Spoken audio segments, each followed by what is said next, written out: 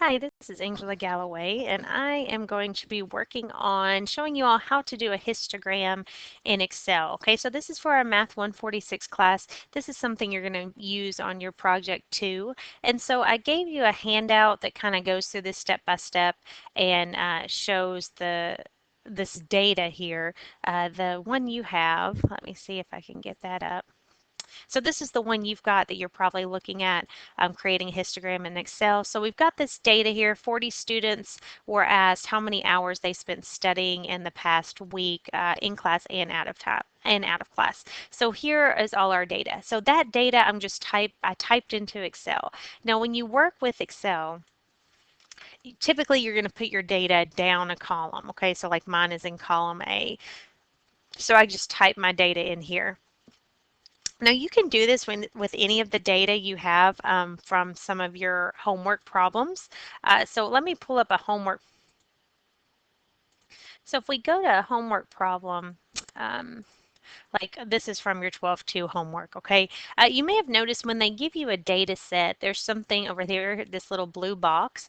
When you go over to that, it says click to copy table. So if I click on this, it says you can open it in Excel. So if I push that, open in Excel, say open. Notice that my data is right there, okay? So I can do enable editing, so I can actually work on it.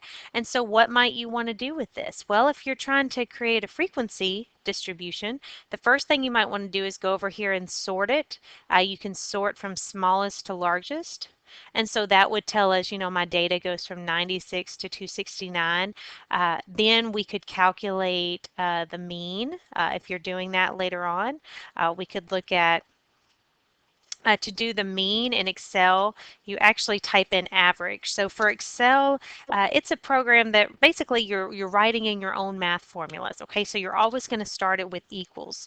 So you can type anywhere, you can click any cell here, but we're going to say equals average. Now once you start typing, notice that it's going to come up with the most commonly used functions for what you're doing. So like if I click this one, it says returns the average or the mean. Okay, so I'll do average. I'm going to type that in. Then you put parentheses there and notice it says you want to put in all your data. Okay, so I'm going to highlight here all my data and then close my parentheses and equal. And that gives me my mean. Now what if I want the standard deviation? I do equals ST, and you actually put just STDEV, so standard deviation, just a shortened version of it, and highlight your data again. Okay, so those are some quick things you can do with that. Really, Excel can calculate anything for you. If you just want the sum, you can do equals sum of all this. Okay, so whatever you need for your data, you can do that. But what's helpful on your homework is that it allows you to just click this and it'll go directly to Excel so you don't have to worry about typing in all the numbers correctly. And so I really like that. Okay, so that's just a side note just to let you know how you could actually use Excel to help you on your homework. But going back to what we were working on, this is our data from this creating a histogram in Excel problem that we're doing, okay? The reason why I'm showing you how to do this is because you're going to have to do it on your stats project. So I want to help you through this step by step in case you haven't worked with Excel very much, okay? So here's all my data here. The first thing we want to do is figure out what are our class widths going to be. Okay, so what do class widths mean? We talked about that in the 12.1 part 2 lecture that I had, but for class widths, we're trying to determine what groups are I going to put this data in. You see that I've got a lot of data here, so I'm probably not going to let each number be one group, right? I'm probably going to put them in groups of 5 or 10 or 15 or something. So to be able to figure that out, first we have to look at where does my data go? What's the smallest number? What's the largest number? I can do that by sorting here. I could just sort from smallest to largest. And so then I can see I go from 12 all the way to 72. Okay? Or another way I could do it is I could type in equals, and the smallest number is called the minimum.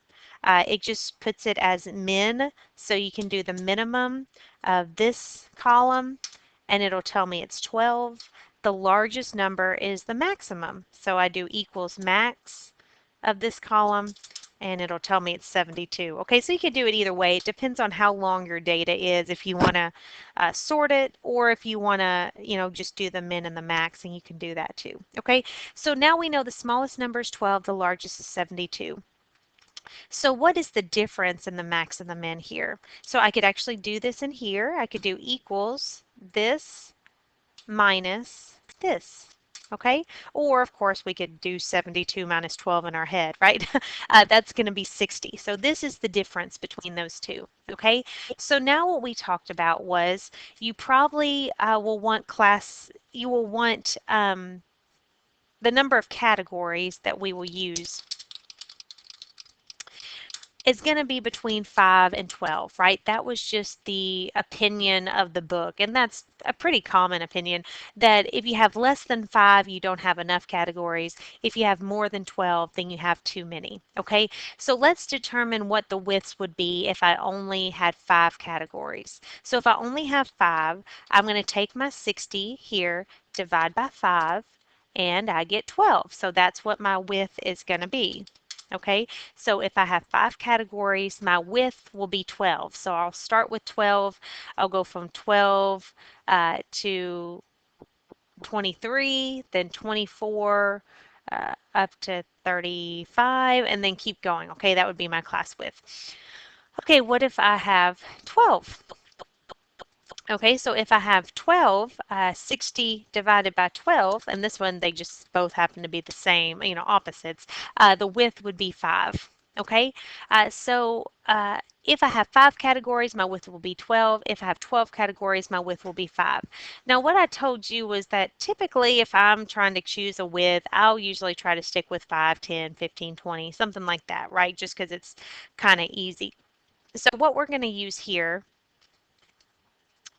is I used widths of 10. Okay, so you can see here that I'm using widths of 10. So I just chose that I was going to use widths of 10. All right, now you could use 5 or you could use 8. You could use whatever you want. And at the end, if you don't like how your histogram looks, then you could go back and change those widths again. Okay, so there's not really a right and a wrong histogram.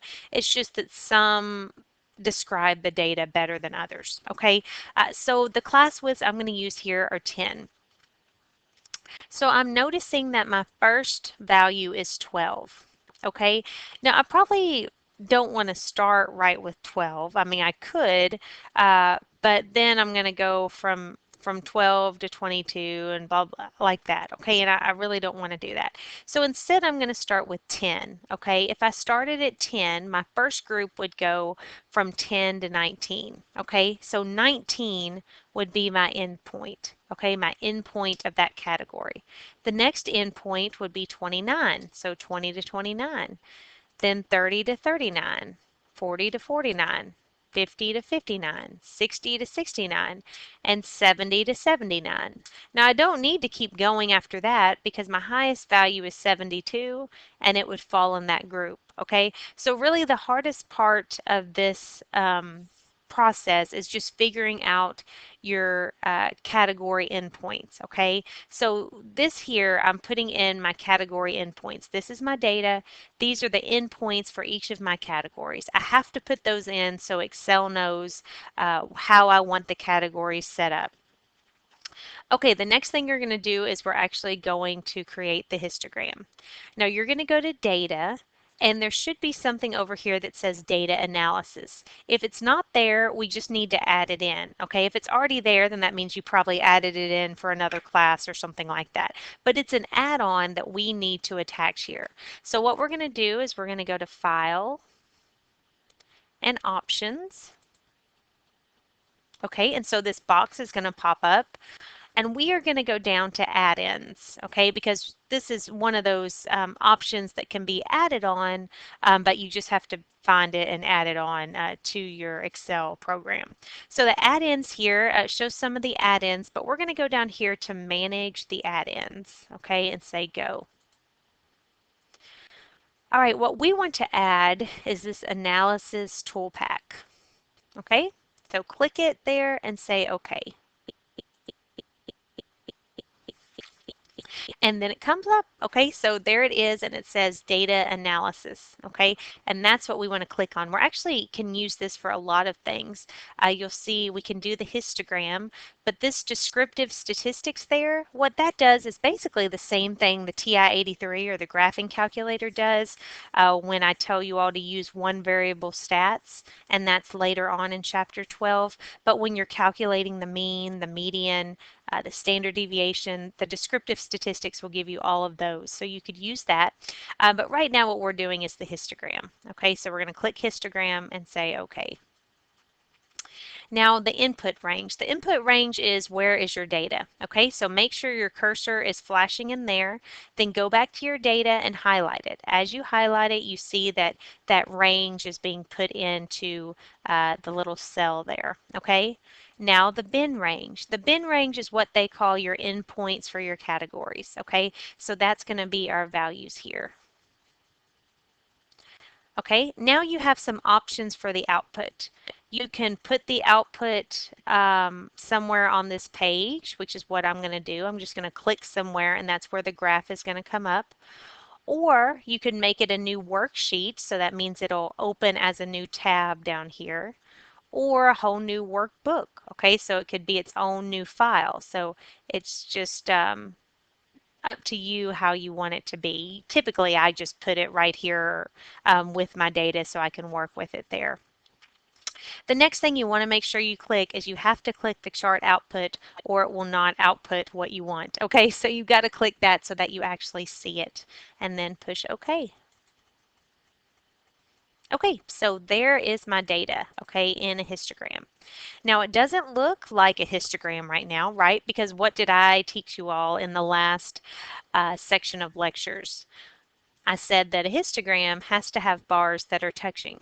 I don't know why Excel does not create a histogram with touching bars because that technically is a bar graph and not a histogram, but we can fix that. Okay, so we'll fix that. Everything else we're going to do once we adjust the bar width there is really just going to be cosmetic to make it look nicer and easier to read. Okay, so what we're going to do next, I'm going to make this a little bigger, so I'm just dragging that down there just because it's easier to work with.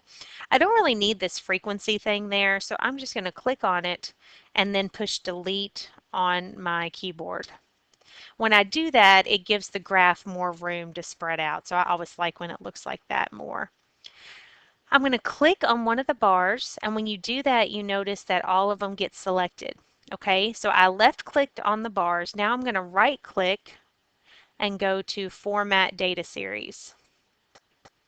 Okay, so then all my options come up that I can do to change how this graph looks. Okay, so the first thing I want to do is I want to get rid of the gap width or make it 0. So you can either pull it down here or just take it to 0.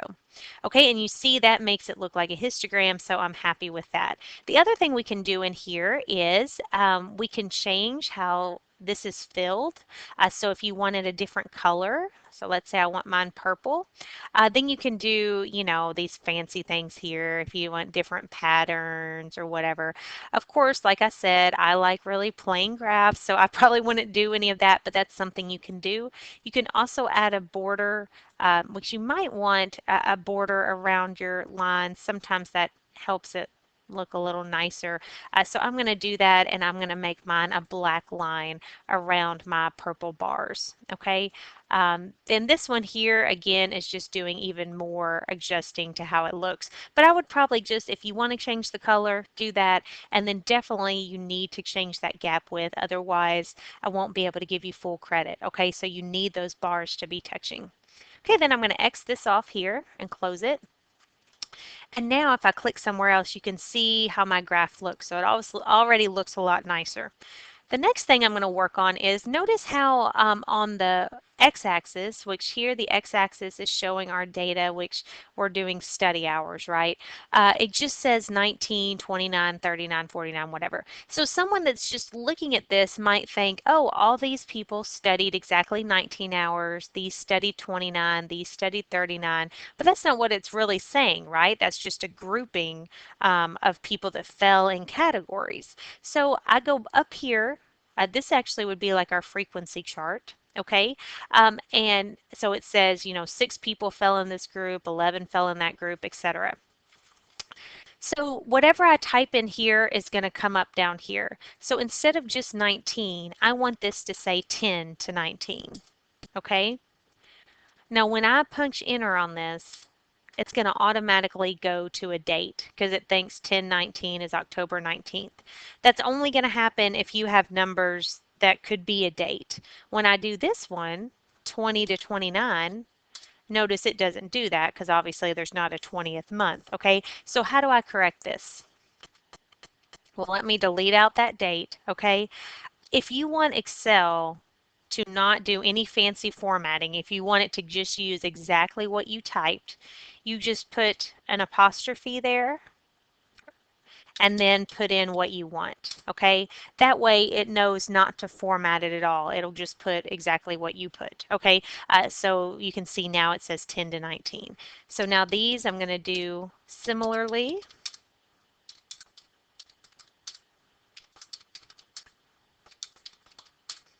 Okay, now do I really need this more category? The more category is always going to be there in Excel because they aren't sure if you have, like what if we had a value that was 82 and I forgot to put that in one of my categories, okay? They would put that in the more category, okay? So the ones that don't fall in this last one would go in a more category. I don't have any of those because I created my categories correctly, so I will just delete this out. So I'm going to highlight it, right click, and then I'm going to delete, and I just want to delete the entire row. Okay, when I do that, that also helps my histogram to look a little better because it takes away that extra space over there. Now, technically, now I would be done. Okay, this is good enough to get full credit on your project. But I probably could adjust it a little more and make it a little easier for someone to read. The next thing I would want to change is this. Right now, this is saying then, okay? If somebody's reading this histogram, they're going to have no idea what those numbers are, right? They just know those are my categories, but what are they of? Are they heights or weights or ages or what, right? So we might want to change this. So what I do, I just click on that, okay? Then once I've clicked on it and it's highlighted, I can click again inside of there and you see my cursor is there now.